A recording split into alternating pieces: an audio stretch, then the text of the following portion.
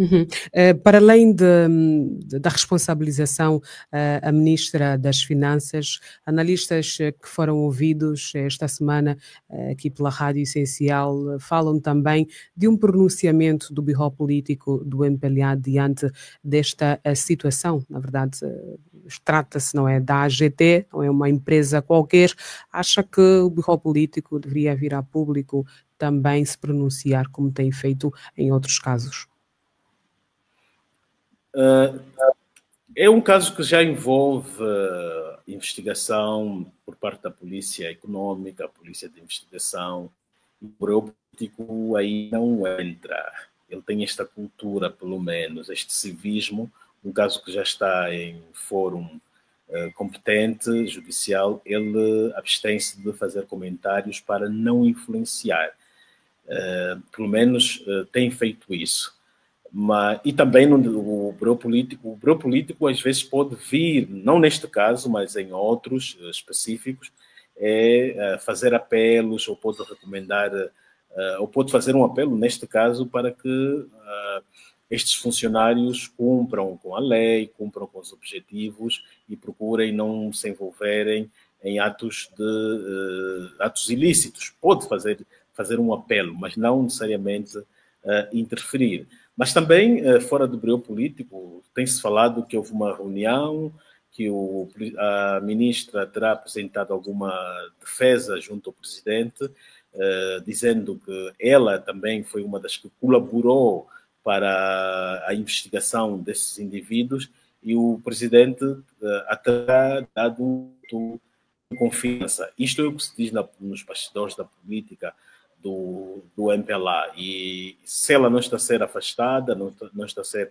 penalizada politicamente, estamos em crer que, de facto, terá acontecido isso, de ela ter feito uma exposição ao presidente em que alega que foi ela a responsável pelo desmembramento ou a descoberta desta rede dos seus colegas e que terá sido ela também a remeter o assunto ao SIC, mas vimos o comunicado do SIC, o SIC aparece a reivindicar a autoria deste trabalho, diz que foram eles, com as forças de defesa e segurança, com o SINCE e etc. Portanto, temos aqui dois elementos a reivindicarem a autoria de um ato de descoberta junto das irregularidades na AGT. Mas o que conta é o oficial, é o SIC que veio com o seu comunicado, a Vera Daves nunca fez nenhum comunicado, são apenas informações de bastidores, portanto, oficialmente é o SIC e o SINCE que desmembraram as redes de práticas de peculato. Mas penso que já há um comunicado do Ministério das Finanças, pelo menos foi o que escreveu esta semana o jornal Valor Econômico. O Ministério das Finanças diz que está a investigar o assunto. Sim, ele diz que vai agora avançar com uma auditoria. Ele deveria ter já feito essa auditoria. Não é com as autoridades. Exatamente. Mas agora vai fazer uma auditoria com as mesmas pessoas ainda ali presente, com o mesmo PCA ainda presente na instituição. Quem é que vai fazer a auditoria? Vão vir técnicos de fora, IGAI, do próprio Ministério, indicados ainda pela ministra. Vai querer a ministra fazer uma auditoria e detectar coisas anormais e depois expor publicamente, porque nesse momento o que a ministra precisa é mostrar que o Ministério... Acha que o Ministério ou a ministra devia afastar-se do processo para melhor esclarecimento do caso? Correto. Deveria ser uma outra entidade aí a fazer uma inspeção e já não ser a ministra, porque ela também faz parte. Foi ela que nomeou esse grupo. São amigos, são pessoas da confiança da ministra. Então vai ser ela mais a investigar internamente os seus amigos ou essas pessoas ligadas a si. Portanto, podemos ter aqui uma auditoria, toda ela também cheia com suspeitas, né? Ou não credível. Quais são os prejuízos, José Gama, causados por essa fraude? Já falou aqui sobre a Primeiro, fragilidade. houve um prejuízo de 7 mil milhões de kwanzas, é isso que está-se a falar. Houve um prejuízo de imagem do Estado angolano, houve um prejuízo da credibilidade também das instituições e da própria AGT. Até pouco tempo, a AGT era vista como uma instituição muito credível, todo mundo queria ir trabalhar na AGT, porque os salários são bons, são altos, têm bônus, e agora sim, isto vai prejudicar até a imagem do próprio funcionário da AGT. Ele, se amanhã um funcionário se pedir para sair e ir para uma Sonangol ou ir para uma outra instituição, ele vai herdar esta fama de roubo que a AGT agora, que os jovens gestores da AGT estão a ter neste momento. Portanto, prejudica, há muitos prejuízos que isto causa a esta empresa estatal. Uhum.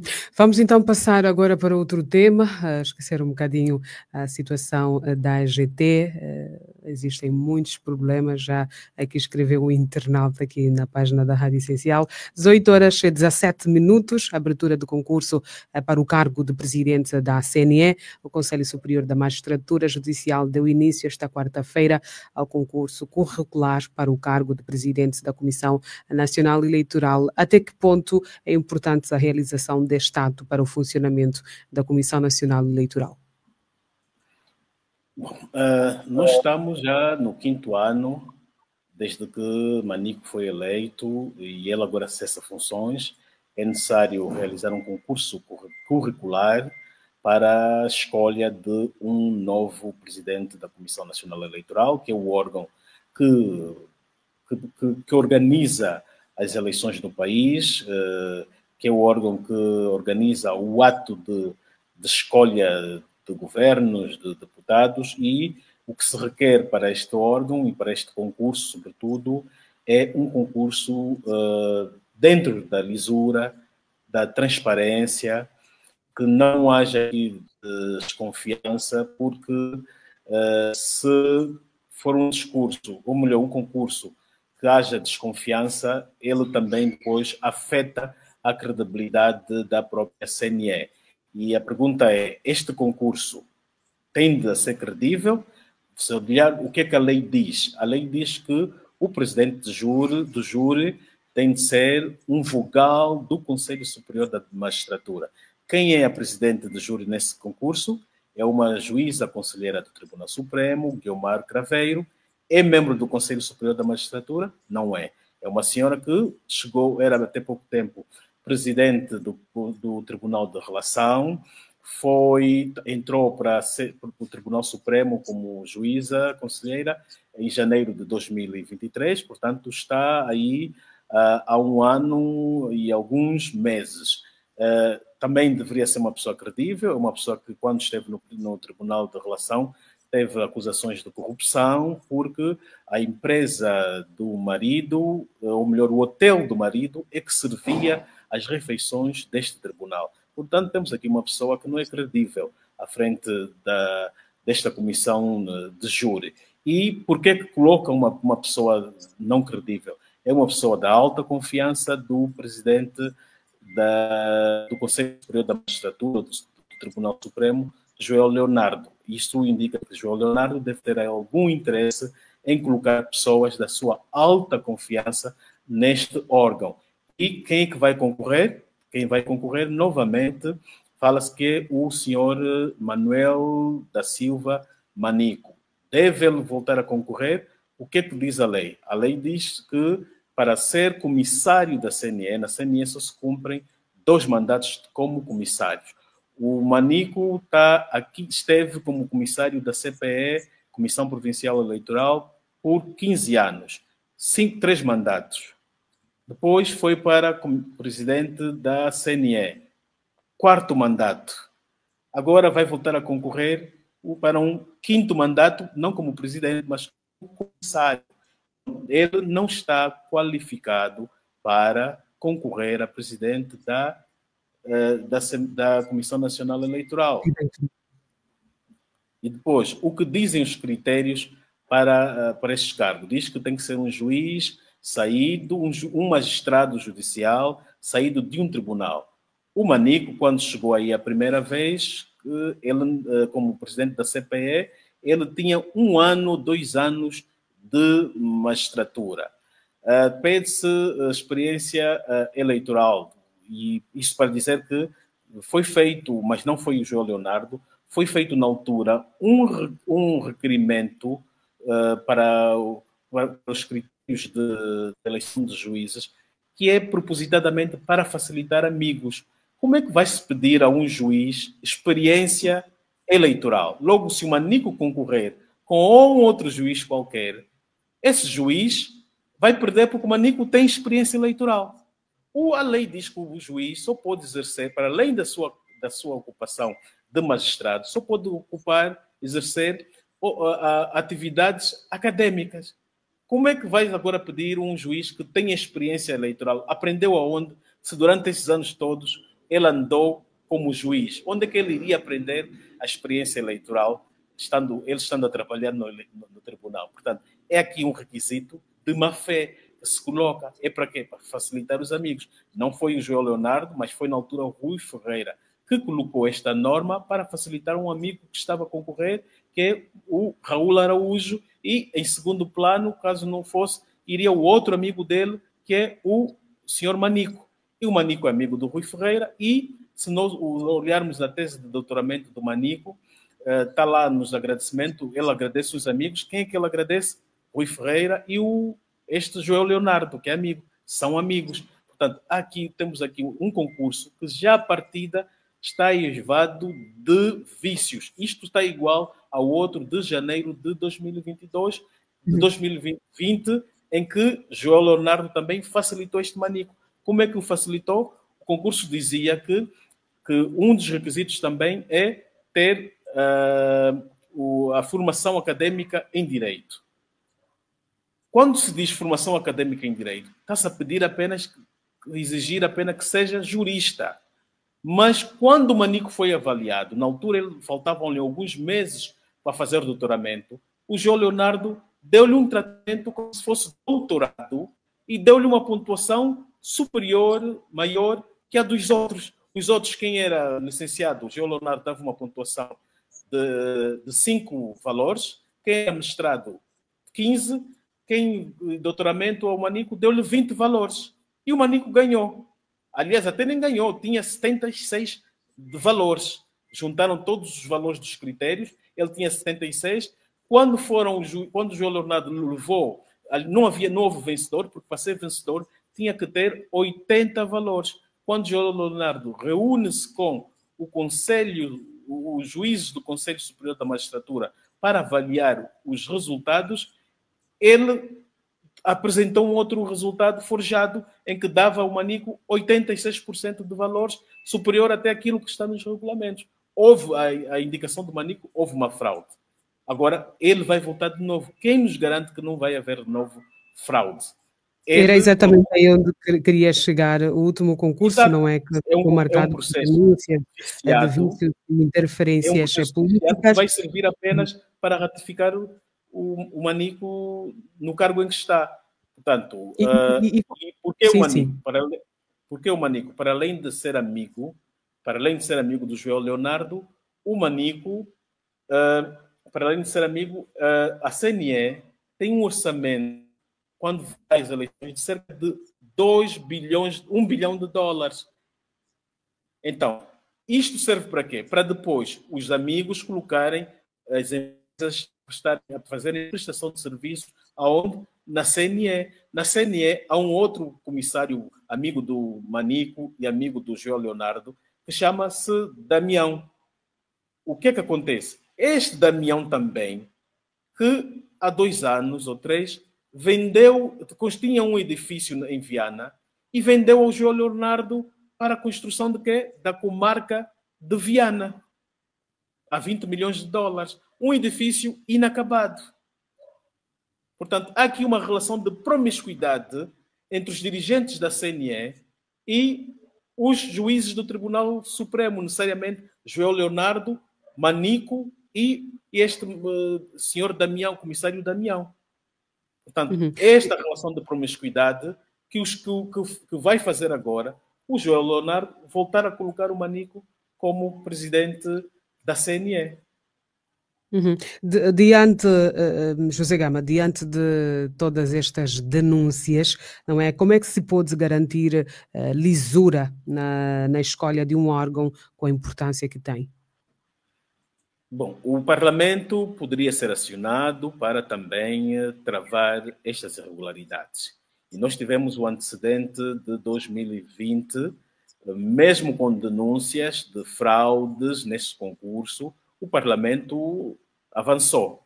Havia denúncias, por exemplo, um dos requisitos que se pede é a idoneidade do candidato.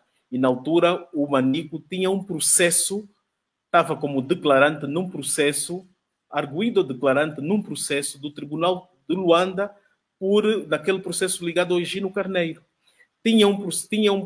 Havia um documento do presidente cessante da CNE que apontava este Manico por ter feito negócios consigo próprio enquanto presidente do Conselho Provincial Eleitoral. O Manico foi contratar empresas de um primo no Bengo, uma empresa de aluguer de viaturas, para servir a CPE. E não ficou provado que ele usou essas viaturas. Houve os pagamentos e questiona-se. Então, você que está em Luanda, qual é o interesse de alugar viaturas numa outra província, numa standard de uma outra província?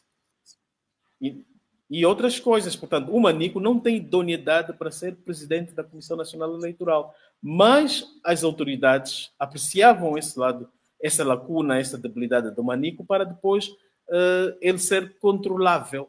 Porque precisam também do Manico. Fora do João Leonardo, que tem os seus interesses, o poder político também tem interesse no Manico, para poderem lhe controlar. Porque ele tem antecedentes criminais, tem os antecedentes de ausência de idoneidade. Então, há aqui uma troca.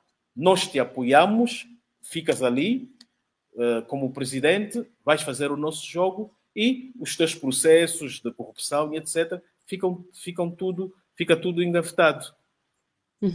A sociedade reclamou no último concurso de ter havido falta de idoneidade moral por parte do atual presidente da CNE. Aliás, José Gama também lembrou aqui sobre essas reclamações. Até que ponto isso descredibiliza ou não a comissão que conduz o processo eleitoral?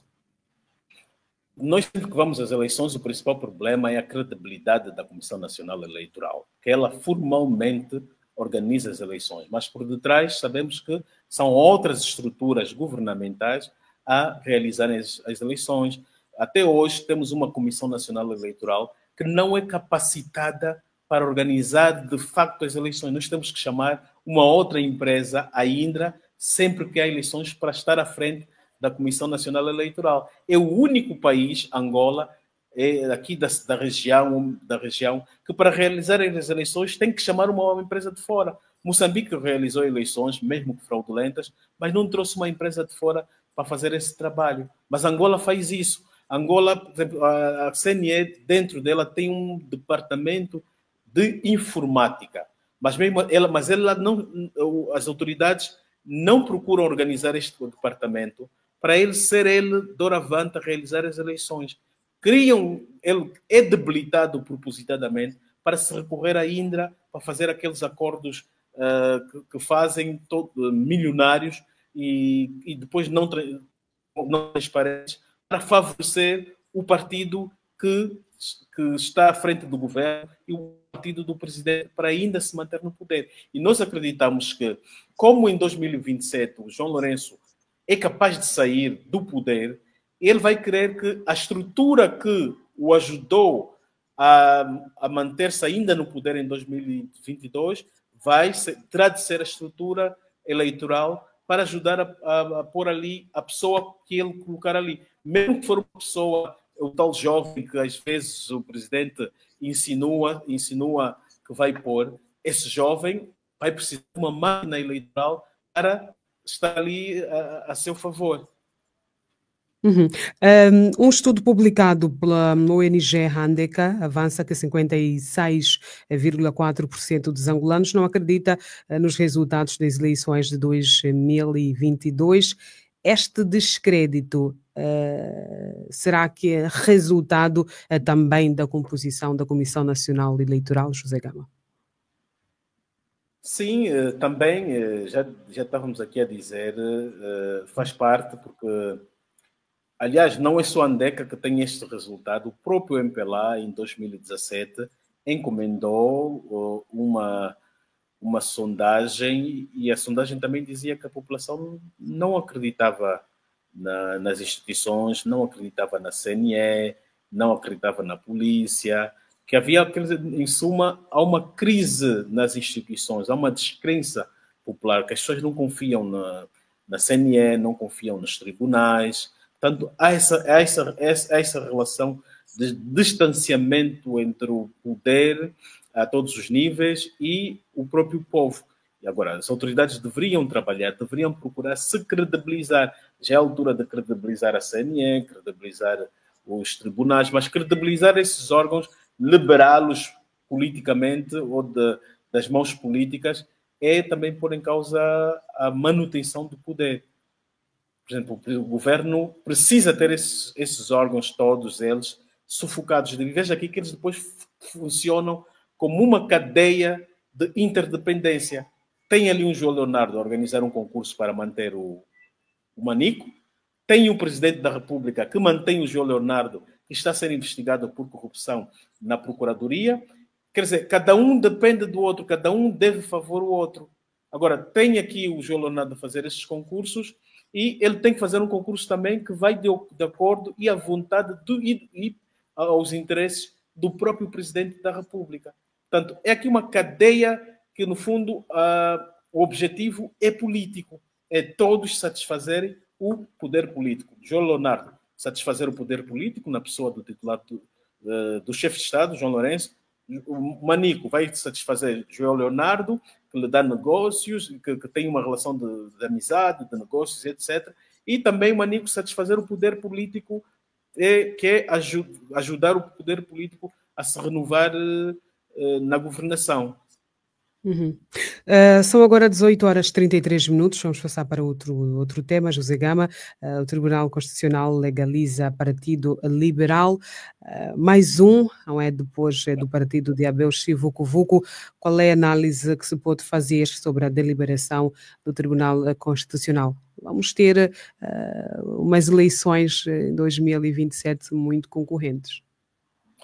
Mas isso também convém voltarmos ainda atrás. Quando, em 2017, o presidente Lourenço chegou ao poder, ele acreditava, segundo alguns parceiros, ou o regime, que muitos partidos iria também aumentar a pressão sobre o governo, a pressão sobre ele. O que é que acontece? Criaram normas dentro do Tribunal Constitucional que provocava bloqueios na legalização dos partidos. Então, veja que desde 2017 até 2020 ou 2022, só 2 partidos é que foram legalizados, e já no fim da campanha, porque precisava sair de alguns partidos. Só no